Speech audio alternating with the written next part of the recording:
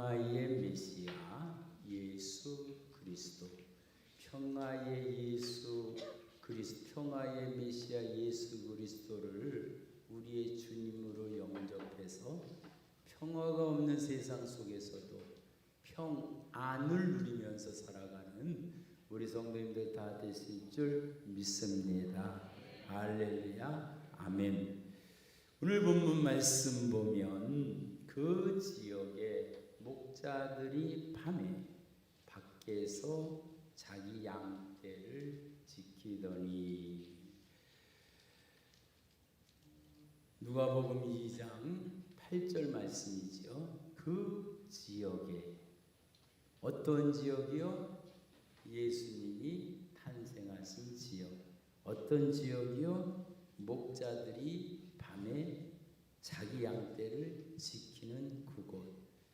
오늘 말씀 속에 우리는 그냥 있는 그대로의 글자를 이해하려면 초등학교만 나와도 무슨 말인지 이해를 다 할 수 있습니다. 그러나 그 안에 감춰진 영적 비밀은 상당히 깊이 있습니다. 그래서 이 말씀은 그 지역에, 어떤 지역에 그렇게 기다리던 에덴 동산에서 쫓겨난 이후에 메시아를 기다리고 그 기다리던 그 메시아가 오신 그 지역에, 바로 유대 땅 베들레헴이지요. 목자들이 여기서 목자가 등장을 합니다. 세상에 직업은 많이 있지요. 어부도 있고 목수도 있고 또 공무원처럼 그렇게 일하는 그런 일꾼들도 있고 종교의 행사를 통해서 일하는 사람도 있는데, 왜 그 많은 직업 중에 목자들에게 나타나셨는가? 그리고 밤에 밖에서 자기 양떼를 지키더니, 실은 이 말씀 속에서는 우리가 성경을 볼 때 누구를 통해서 성경을 봐야 된다고요? 예수님을 통해서. 멀리 있는 것을 보려면 망원 렌즈를 통해서 보지요.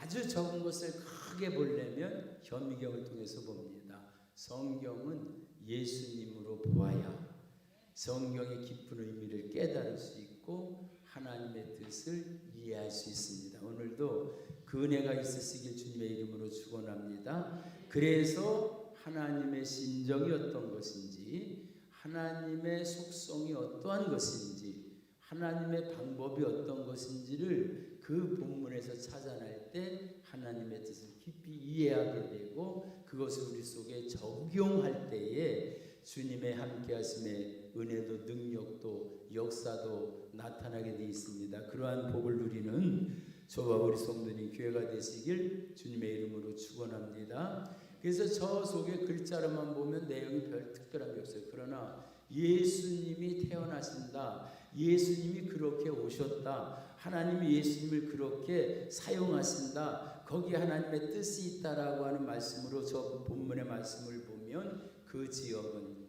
예수님이 탄생한 그 지역, 유대 땅 베들레헴. 목자들은 왜 많은 직업 중에 아버지는 목수로다가 되었는데 왜 목수들에게 나타나지 않고, 제자들을 택한 것은 어부들이었는데 어부들에게 나타나지 않고 목자들에게 나타나셨냐? 나중에 예수님이 이 비밀을 베껴주십니다. 어디서? 요한복음 10장에서. 왜? 예수님이 이 땅에 양의 목자로, 실질적인 목자로, 그래서 선한 목자로 이 땅에 오세요. 그러니까 저기 목자들에게 나타난 것이 단순히 그냥 목자들에게 나타내려고 한 게 아니라 그 속에는 깊은 영적 의미가 있습니다. 그리고 밤입니다. 밤과 반대되는 게 낮이요 빛이지요. 결국 예수님은 어둠의 빛으로 오셔서, 할렐루야, 그 밤에 그것을 비춰주시면서, 그리고 안에가 아니고 밖에입니다. 밖에는 어떤 곳이에요?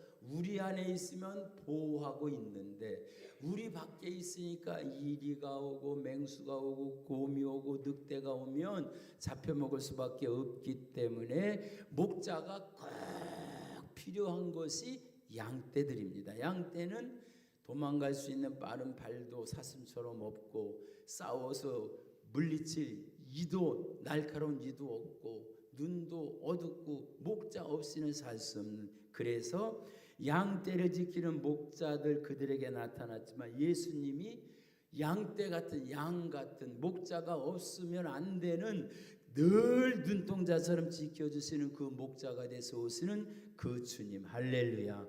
그 주님이 내 주님 되시고, 목자 되신 주님 안에서, 맹수가 와도 지켜주시는 그 주님 안에서 평화하지 못한 세상에서 평안을 누리며 살 수 있으시기를 주님의 이름으로 축원합니다. 그래서 2절 말씀 보면, 주의 사자가 곁에 서고 주의 영광이 그들을 두루 비치매. 자, 보세요, 상황을. 그렇게 기다리던 메시아가 오십니다. 그렇죠? 그 메시아가 오셔서, 그래서 그 다음에 무슨 말씀해 주느냐? 온 백성에게 미칠 큰 기쁨의 좋은 소식을 너희에게 전한다. 이 소식을 전하면 기뻐해야 될까요? 슬퍼해야 될까요? 기뻐해야 될까요? 두려워해야 될까요? 그런데 오늘 말씀 속에 보면 천사가 뭐라고 얘기하냐면 무서워하지 말라라고 그렇게 말합니다. 왜? 죄를 안고 있는 인간은 불확실하면 불확실할수록 항상 불안함과 염려와 근심이 떠나지 않습니다. 그런데 오늘 본문 말씀 속에서도 마찬가지예요. 그런데 두려워하지 말라라고 하는 그 이면 속에는 두려움이 있는 너희에게, 무서워하는 너희에게 무섭지 않도록, 평화하지 못한 세상 속에서도 평안할 수 있도록 오신 예수님을 아주 강하게 드러내고 계신데요. 그 말씀이 10절 말씀입니다. 우리 다 같이 내가 온 백성에게, 여기 함께 읽어봅니다. 시작. 내가 온 백성에게 미칠 큰 기쁨의 좋은 소식을 너희에게 전하노라. 지금 그 좋은 소식이 전해지는데 죄인인 인간은 무서워할 수밖에 없고, 두려워할 수밖에 없고, 떨 수밖에 없고, 그런 가운데 있는데, 그 소식은 단순히 좋은 소식이 아니에요. 어떤 좋은 소식이에요? 기쁨의 좋은 소식입니다. 할렐루야. 좋은 소식뿐만 아니라 기쁨의 좋은 소식인데, 그 기쁨의 좋은 소식에서 머물지 않고 큰 기쁨의 좋은 소식, 할렐루야. 큰 기쁨의 좋은 소식인데, 그 세상의 소식은, 기쁜 소식은 일부 사람에게는 기쁘지만 일부 사람에게는 기쁘지 않은 소식이 있습니다. 예를 들어서 당첨된 사람에게는 기쁜 소식이라면 당첨되지 않은 사람은 떨어진 그러한 기쁘지 않은 소식이 되는데, 예수님의 탄생의 소식은 온 백성에게 미칠 큰 기쁨의 좋은 소식, 할렐루야. 여기 있는 저와 우리 온 성도님을 비롯해서 누구에게나 동일하게 큰 기쁨의 좋은 소식이 되시기를 주님의 이름으로 축원합니다. 할렐루야, 아멘입니다. 그리고 11절에 보면요, 오늘 다윗의 동네가 많이 있죠. 저희 시골 동네는 작은 반월, 소반월입니다. 어느 곳에는 배우수 있고요, 오목하게 들어가는 데는 오목굴도 있고요, 각이 진 동네는 각골도 있고, 그렇게 있는데 왜 그런 데서 오지 않고 다윗의 동네였을까요? 저 생각해 보니까 저쪽 선부동원에 떼꿀이 나는 데도 있더라고요. 떼꿀이 있는데 왜 다윗의 동네냐? 이미 메시아가 이 땅에 오실 때 예언되어져 있었어요. 다윗의 자손으로, 할렐루야.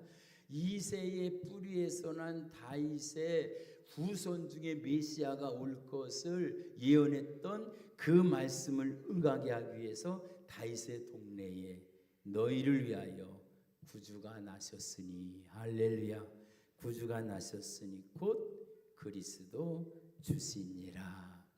그 주님은 다윗 동네에 오셨지만 예수님이 부활하신 후에는 예수님의 모습이 많이 변화됩니다. 처음에 오실 때는 유대인의 왕으로 오셨다가 부활하실 후에는 왕 중에 왕이 되시고, 할렐루야. 그리고 부활 전에는 이스라엘 백성들에게만 주로 관계되어졌는데 부활 이후에는 이방인에게까지 땅 끝까지 다 미치게 되어져 있죠. 그래서 그리스도 주시니라. 그 주님은 오늘 여기 있는 저와 우리 성도님의 주님이심을 믿습니다. 할렐루야, 아멘이에요. 우리는 더 이상 이방인이 아닙니다. 유대인만 유대인이고 우리는 이방인이 아니라 예수 그리스도를 구주로 영접한 하나님의 백성은 믿음의 자손이요 아브라함의 후손이요 천국을 기업으로 받을 자들입니다. 할렐루야, 아멘. 그래서 너희가 가서 강보에 쌓여 구유에 누워 있는 아기를 보리니, 하나님의 일을 역사하실 때는요 하나님의 독특한 방법을 쓰셔요. 예를 들어서 예수님이 어느 집에 우는 아기가 있는 집에 태어났다라고 하면요 찾기 힘들 거예요. 왜? 다 집안에 있어서. 그래서 그 예수님 당시에 태어난 아이들이 한둘이겠어요?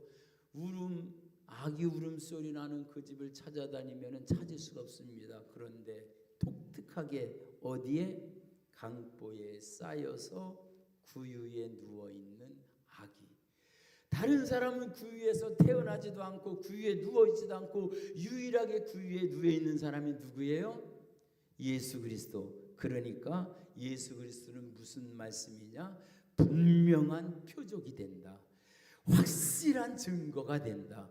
예수님 외에는 다른 방법이 없고 길이 없다. 할렐루야. 그래서 나는 길이요 진리요 생명이니 나로 말미암지 않고는 아버지께로 올 자가 없고 천하 만민 이름 중에 예수 그리스도 외에 구원의 길을 열어주신 그 이름이 없다. 그래서 우리는 뭐라고 외쳐요? 오직 예수. 할렐루야, 아멘. 우리 한번 오직 예수. 구원의 길은 오직 예수. 천국 가는 길은 오직 예수. 제사함의 길은 오직 예수. 할렐루야. 그래서 호련히 수많은 천군이 그 천사와 함께 하나님을 찬송하여, 이렇게 하나님을 찬송하는 가운데 예수님을 모르면, 그 사건을 모르면, 하나님의 계획을 모르면 무서워하는 거예요. 떠는 거예요.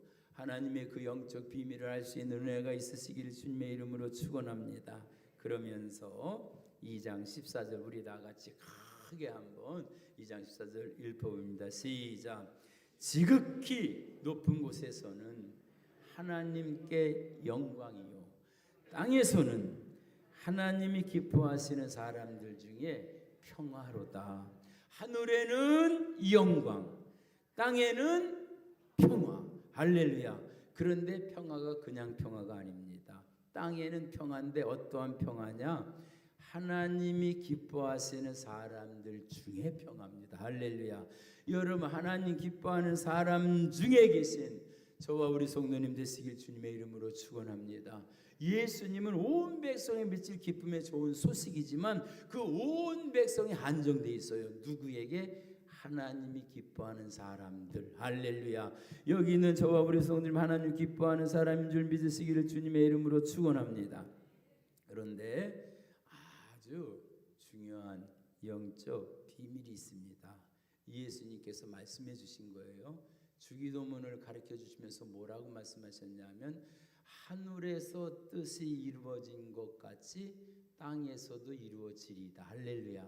하늘에서는 다 이루어졌어요. 그런데 땅에서는 안 이루어졌어요. 그렇기 때문에 우리는 기도해야 되고, 하나님 나라를 위해서 기도해야 되고, 그 이름이 거룩하게 위해서 기도해야 되고, 그 기도의 제목을, 기도의 내용을 주셨는데요. 이 말씀과 아주 유사한 말씀이 누가복음 19장 38절에 있습니다. 누가복음 19장 38절 우리 함께 읽어봅니다. 시작.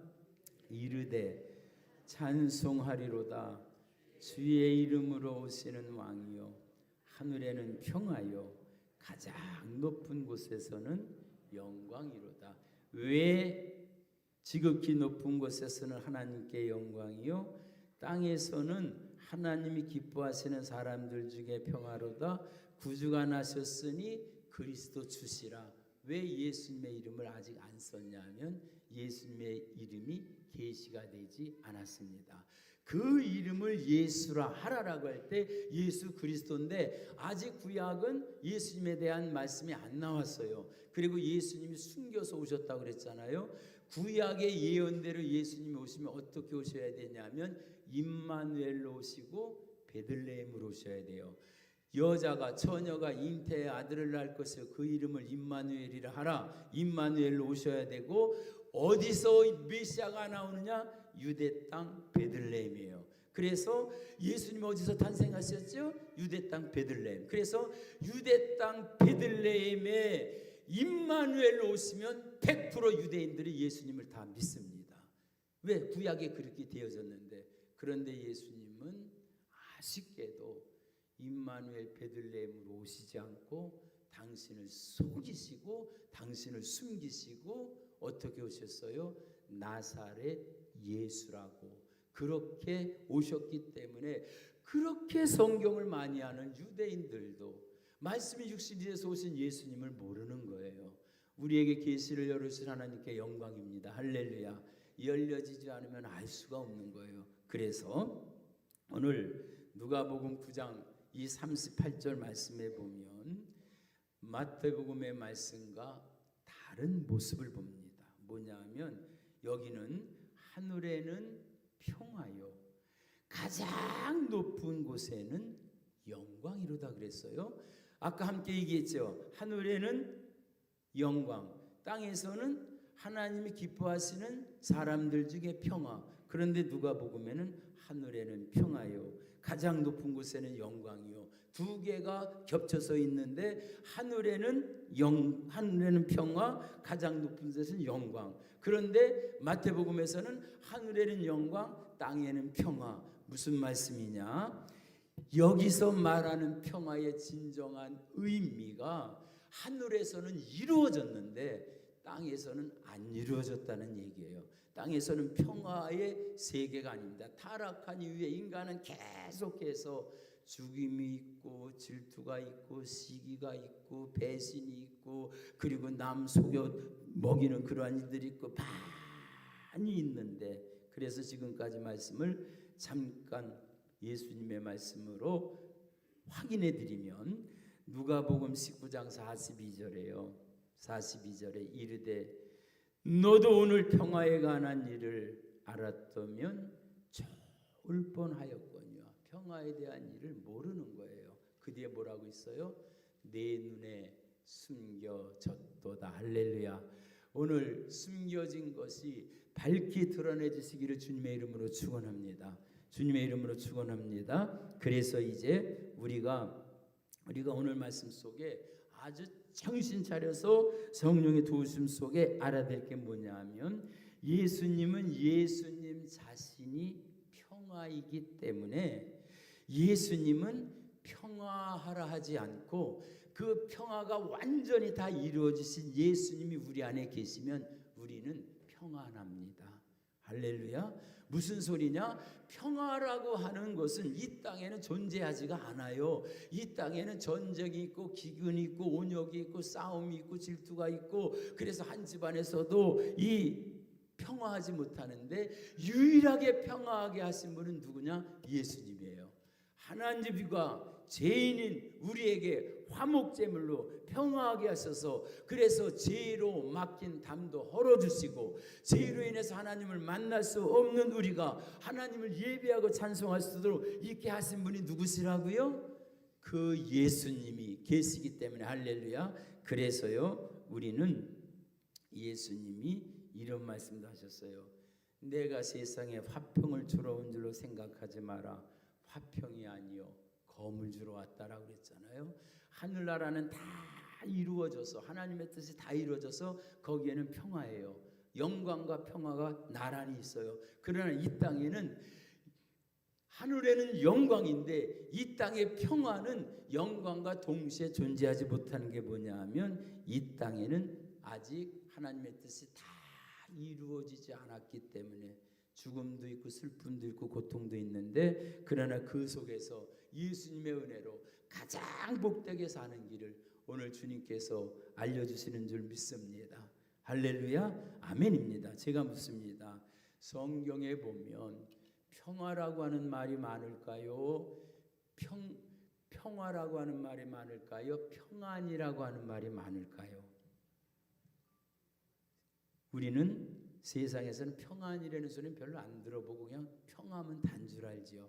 그래서 전쟁과 평화라고 하는 톨스토이의 소설도 있고요. 그런데 실은 이 평화라고 하는 말은 성경에 화평이라고 하는 말은 49곳밖에 안 나옵니다. 그런데 평안이라고 하는 말은 199번이나 나옵니다. 일반적으로 우리가 평화로 생각하는 내용을 깊이 들여다보면 다 평안입니다. 그래서 제일 먼저 평안이 나오는 그 규절이 창세기 15장 15절인데요. 너는 장수하다가 평안히 조상에게로 돌아가 장사될 것이요. 우리 주님이 주시는 것은 평화가 아니라 평안인 줄 믿습니다. 할렐루야. 여러분, 평화롭게 살면 좋아요. 그런데 이 세상은 그렇지 못한데 우리는 평화롭지 못한 세상 속에서 평안을 누리며 살 수 있습니다. 할렐루야. 이 영적 비밀을 알면 평화하지 못한 세상 속에서도, 문제가 있는 세상 속에서도, 전쟁이 있는 세상 속에서도, 다툼이 있는 세상 속에서도 우리는 예수 그리스도의 은혜로 평안을 누리며 사는 줄 믿습니다. 그게 심령 천국이 되어지는 줄 믿습니다. 그래서요, 구약 성경에서 평안이 나오는 그러한 성경을 찾아가 들어가 보면 골고루 많이 나와 있는데 제일 평안이 많이 나오는 때가 있어요. 그때가 언제냐면 가장 영적으로 어둡고 가장 고통스럽고 가장 어려울 때, 그때의 평안이라는 말이 가장 많이 등장합니다.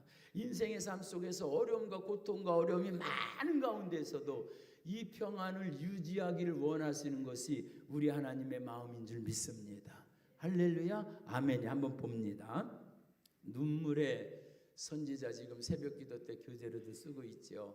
예레미야 선지자, 예레미야서에 보면은 이 평안이라고 하는 말이 가장 많이 등장합니다. 시편에는 17번 들어있고요. 그 다음에 욥기서는 15번 있습니다. 시편 예수님에 대한 말씀보다도 더 예레미야에 이 평안이라고 하는 말이 많은 거예요. 왜 그러느냐?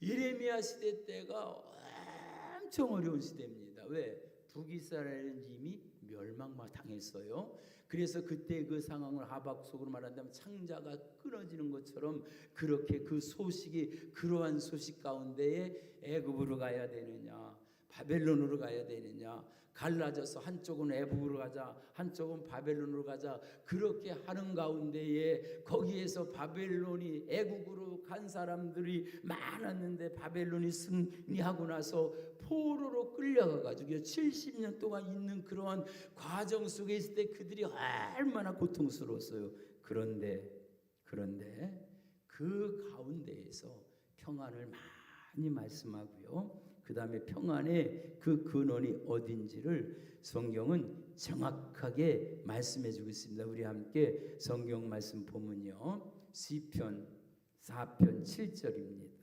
시편 4편 7절 말씀. 주께서 내 마음에 두신 기쁨은, 이 기쁨이 있으시길 주님의 이름으로 축원합니다. 누가 주시는 기쁨이에요? 주님이 주시는 기쁨이에요. 주께서 내 마음에 두신 기쁨은 그들의 곡식과 새 포도주에 풍성할 때보다 더하다.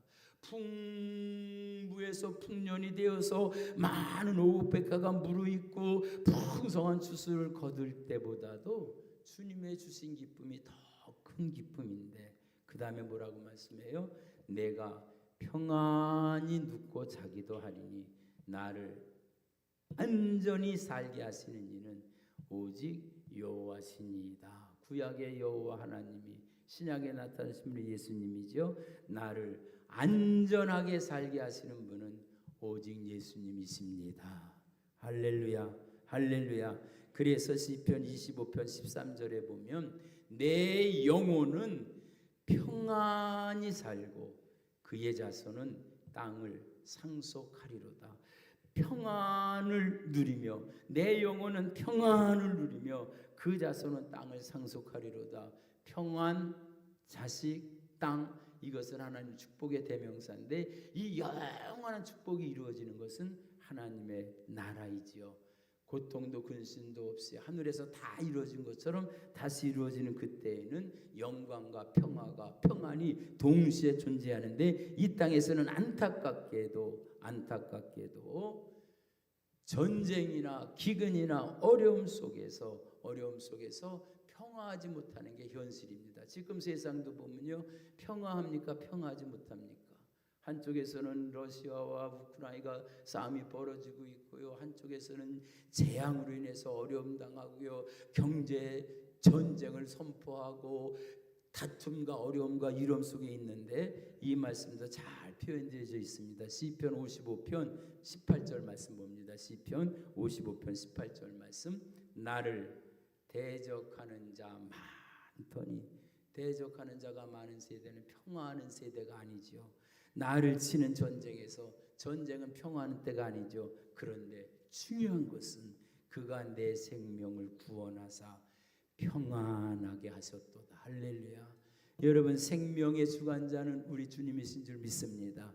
예수님 줄 믿습니다. 예수님이 생명을 구원하시기 때문에 우리는 전쟁 속에서도 대적 속에서도 남들이 나를 죽이려고 하는 가운데에서도 평안을 누리며 살 수 있는 줄 믿습니다. 그래서 성도는 누구냐? 평화하지 못한 세상 속에서 예수 그리스도로 말미암아 평안을 누리며 사는 것이 성도의 진정한 축복이고 이 축복은 영원히 하늘나라까지 이어지는 줄 믿습니다. 할렐루야. 그래서 가장 평화하지 못했던 시대, 바로 그 포로로 끌려가면서 70년 동안 그렇게 그 어려움 속에 그렇게 살 때에 하나님은 그들에게 평화를 말씀하지 않고 평안을 말씀해 주셨습니다. 한번 예레미야 33장 6절 말씀 봅니다. 예레미야 33장 6절 말씀. 그러나 이 소리는 뭐예요? 포로로 끌려가고 시리아 왕 같은 경우는 두 눈이 뽑혀서 쇠사슬에 끌려가고 가서 노역을 부르고 하나님의 찬송을 불러야 될 것을 그들의 노래를 부르라고 그렇게 막 어려움 당하는 그러한 삶이었으나, 그러나 보라, 내가 이 성읍을 치료하며 고쳐 낫게 하고. 할렐루야. 여러분, 아무리 어려운 상황이라도 우리 하나님이 회복시켜주면 회복되는 줄 믿습니다. 아무리 중병 가운데서 우리 하나님 치료해 주시면 치료되는 줄 믿습니다. 그래서 내가 이 성읍을 치료하며 고쳐 낫게 하고 평안과 진실이 풍성함을 그들에게 나타낼 것이며 이 성읍이 세계 열방 앞에서 나의 기쁜 이름이 될 것이며 찬송과 영광이 될 것이요 그들은 내가 이 백성에게 베푼 모든 복을 들을 것이요 내가 이 성읍에 베푼 모든 복과 모든 평안함으로 말미암아 원수들은 오히려 두려워하며 떨리라. 할렐루야. 사랑하는 성도 여러분, 우리의 삶이 다 평안하다고 말할 수 없어요. 경제적인 어려움, 육체적인 고통의 어려움, 또 사회적인 관계 속에서 어려움, 이런 많은 어려움이 있지만 우리는 주님이 함께 하시는 가운데 그 속에서 우리는 평안을 누리는 영적 비밀을 우리에게 주셨습니다. 예레미야 45장 3절 말씀 우리 함께 봅니다. 예레미야 45장 3절 말씀. 네가 일찍이 말하기를 화로다. 여호와께서 나의 고통에 슬픔을 더하셨으니 나는 나의 탄식으로 피곤하여 평안을 찾지 못하도다. 평안은요 하나님이 주시지 않고서는 결코 얻지 못합니다. 내 노력으로 평화스러운 환경을 만들 수 있어요. 물질적으로 어렵지 않고 경제적으로 어려움 당하지 않는 고난이 없는 평화로운 세상을 내가 스스로 만들려고 노력은 할 수 있지만 평안은 주님이 주셔야 돼요. 내가 이 평안을 너희에게 주노라. 내가 너희에게 주는 것은 세상이 주는 것과 같지 않다. 세상이 줄 수도 없고 세상이 빼앗을 수 없는 평안을 너희에게 주노라. 오늘 믿음으로 그 평안 받아가시길 주님의 이름으로 축원합니다. 육신으로 12회를 혈루증을 앓았던 여인은 믿음으로 고침받았을 때 예수님이 선포해 주셨어요. 네 몸은 평화가 되었으니까 가라가 아닙니다. 네 믿음이 너를 구원하였으니 평안히 갈지어다. 할렐루야. 그래서 오늘 예레미야 46장 27절 우리 말씀 보고 뜨겁게 우리 함께 기도하기를 원합니다. 예레미야 46장 27절. 지금 이스라엘 역사 중에 가장 어려운 때예요. 가장 불안한 때요. 가장 두려운 때요. 그런데 눈물의 선지자 그 선지자를 통해 주신 희망의 예수를 통해 주신 말씀을 오늘 우리는 받아야 됩니다. 내 종 야곱아. 여기서 야곱은 택함 받은 이스라엘 백성, 예수 그리스도를 구주로 영접한 모든 하나님의 자녀들입니다. 두려워하지 말라. 왜 두려워하지 말라는 거예요? 내가 세상에 빼앗을 수 없는, 두려워하지 않는, 근심하지 않는 평안함을 너에게 줄 수 있기 때문에. 할렐루야. 이것은 우리 주님만이 할 수 있는. 그 다음에 말합니다. 이스라엘아 놀라지 마라. 택함 받은 하나님의 백성아 놀라지 마라. 보라 내가 너를 먼 곳에서 구원하며 네 자손을 포로된 땅에서 구원하리니 야곱이 돌아와 평안하며 걱정 없이 살게 될 것이라. 그를 두렵게 할 자가 없으리로다. 두렵습니까? 염려스럽습니까? 걱정 있습니까? 오늘 평안을 주시는, 세상이 평안을 빼앗을 수 없는 평안을 주시는 주님을 온전히 영접함으로 말미암아 항상 기뻐할 수 있고 쉬지 않고 기도하고 범사에 감사할 수 있는 이 영적 최고의 축복을 누리며 사는 저와 우리 성도님 교회가 되시길 주님의 이름으로 축원합니다. 저는 여지껏 목회하면서 많이 속아온 적도 많이 있어요. 불안하고 염려스러워 걱정스러운 거, 그것을 위해서 내가 해결할 줄 알았더니 내가 해결되는 거 하나도 없습니다. 주님이 해결해 주셔야 됩니다. 주님 주셔야 됩니다. 오늘 시간 두 손 높이 드시고 주여 삼창하면서 간절히 다니엘서에 포로로 끌려갔을 때 그때 간절히 부르짖었던 주여 삼창이 있죠.